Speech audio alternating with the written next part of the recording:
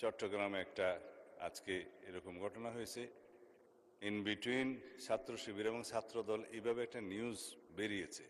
প্রকৃত ঘটনা জানতে গেলে আমার একটু সময় লাগবে, আমি প্রয়োজনে সেটার উপরে 300 বিধিতে বিবৃতিও দিতে পারবো।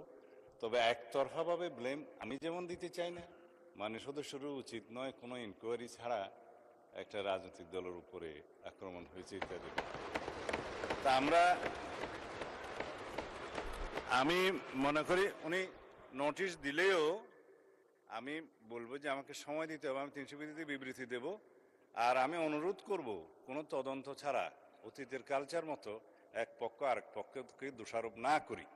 আমরা যদি এরকম কোনো ঘটনা হয় সেটা অবশ্যই থানায় মামলা দায়ের করতে হবে, যথাযথ তদন্ত হবে এবং সুষ্ঠুভাবে সেটা তদন্ত প্রক্রিয়া চলবে।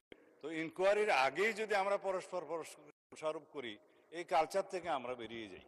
ধন্যবাদ স্পিকার। ধন্যবাদ মাননীয় স্বরাষ্ট্রমন্ত্রী। মাননীয় সদস্য বসুন।